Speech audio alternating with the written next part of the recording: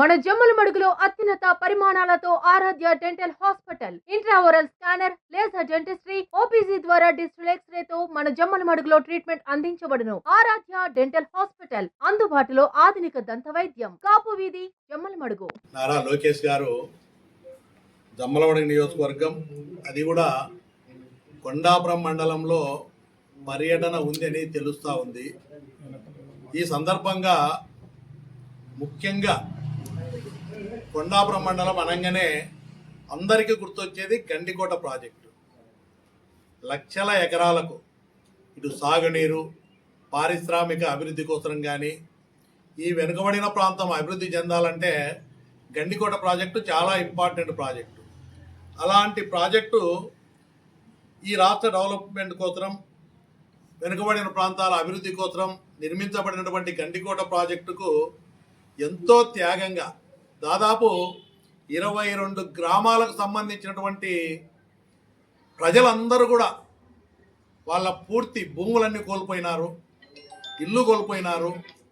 ఇల్లు వదిలిపెట్టి, ఊరు వదిలిపెట్టి ఆర్ఆర్ ప్యాకేజీ కింద ఇతర ప్రాంతాల్లో నిర్మించబడినటువంటి కాలనీల్లో నివాసం ఉంటున్నారు. ఏ ఆధారం లేకుండా చాలా ఇబ్బంది పడుతూ ఉన్నారు. నేను ఆ రోజు చెప్పిన నీకంత నిజాయితీ లేదు, నువ్వు విలువలతో కూడుకున్న రాజకీయాలు ఎప్పుడు చేయట్లేదు, నీకంత ధైర్యం లేదు, నీవు దోచుకునేదానికి, నీ దోపిడీకి ఇబ్బంది కలిగింది కాబట్టి నీ దోపిడీ కోసం నువ్వు రాజీనామా చేస్తావని, ప్రభుత్వాన్ని బ్లాక్మెయిల్ చేస్తున్నావని ఆ రోజే స్టేట్మెంట్ ఇచ్చింది నేను. కానీ మా వాళ్ళందరికీ కూడా నేను గ్రామాల్లో పోయినప్పుడు ఆదినారాయణ రాజీనామా చేస్తాను సార్, ఏమన్నా చేస్తాడేమో, ఈరోజు లోకేష్ వస్తున్నాడంటే ఆదినారాయణ రెడ్డి రాజీనామా ఏడ చేస్తాడో తొందరపడి, అందుకని లోకేష్ తొందరగా వచ్చేసి డబ్బులు ఇచ్చేదానికి వస్తారని అందరూ అనుకుంటున్నారు నిర్వాచితులు. నేను కోరుతా ఉన్నా లోకేష్ గారిని, గౌరవ ముఖ్యమంత్రి చంద్రబాబు నాయుడు గారిని, మీరు ఏదైతే వాగ్దానం చేశారో ఓట్ల కోసం కాకుండా నిజాయితీగా భూ నిర్వాసితులు 22 గ్రామాల కష్టాల్లో ఉన్నారని గుర్తించి మేము నిజాయితీగా చెప్పినామని చెప్పి మీకు నిజాయితీ ఉంటే, నేను ఆదినారాయణ రెడ్డి, భూపేష్కి ఇద్దరికి చెప్తా ఉన్నా, నువ్వు 4 సార్లు గెలిచినావని చెప్తున్నావు, ఎన్నో నీతిమాలిన రాజకీయాలు చేసినావు.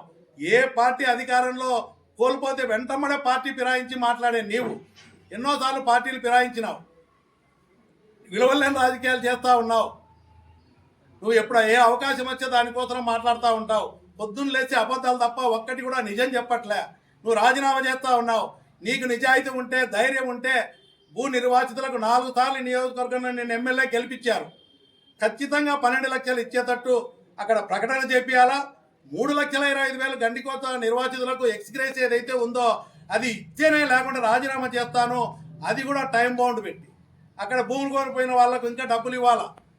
గండికోట ప్రాజెక్టులో నీళ్లు నింపినా ఆ భూములకు ఇంకా కొంత డబ్బు ఇవ్వలేదు, మిగిలిపోయింది 1000 ఎకరాలు, వాటికి కూడా ఇవ్వాలని చెప్పి, అది కూడా స్థానిక సంస్థల ఎన్నికల్లోపే ఇచ్చే విధంగా నీకు నిజాయితీ ఉంటే, ధైర్యం ఉంటే భూపేష్ కానీ ఆదినారాయణ రెడ్డికి ప్రకటన చేసి ముంపువాసులను ఆదుకోవాలని చెప్పి, గండికోట ముంపువాసులను ఆదుకోవాలని చెప్పి ప్రజలు నమ్మి ఓట్లేశారు, ఎదురు చూస్తూ ఉన్నారు మీ పర్యటన వల్ల లోకేష్ గారు వస్తున్నారని చెప్పి. అదే రాజోల్ ప్రాజెక్టు కింద ముంపుకు గురైన భూములకు కూడా 24 లక్షలు ఇప్పిస్తామని చెప్పినావు ఆదినారాయణ రెడ్డి. గుర్తుపెట్టుకో, 100 రోజుల్లో ఎన్ని చేస్తా అన్నావు. అన్ని అబద్ధాలే పొద్దున్న లేస్తే. ఈరోజు స్టీల్ ఫ్యాక్టరీ ఎప్పుడు గవర్నమెంట్ జగన్మోహన్ రెడ్డి గారు ముఖ్యమంత్రిగా ఉన్నప్పుడే ఈ సోలార్ ప్లాంట్ వచ్చింది.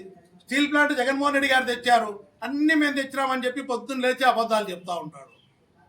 ఎవరో చేసిన దాన్ని కూడా వాళ్ళ అకౌంట్లు వేసుకోవాలని ఆదినారాయణ రెడ్డి పొద్దున్న లేచి అది చేసినా ఇది చేసినా అని మాటలు చెప్పడం తప్ప, ఎవరో చేసిన పనులు ఆయన అకౌంట్లు వేసుకోవడం తప్ప నిజాయితీగా ఒకటి ఉండదు. నీకు నిజాయితీ ఉంటే గండికోట ముంపువాసులకు వెంటనే చెల్లించడానికి ప్రకటన చేయి. స్థానిక సంస్థల లోపలనే ఆ డబ్బులు వాళ్ళకి ఇచ్చే విధంగా చేయాలని చెప్పి కోరుతా ఉన్నా. 100 రోజులు అన్నావు, 2 ఏళ్ళు గడుస్తూ ఉంది.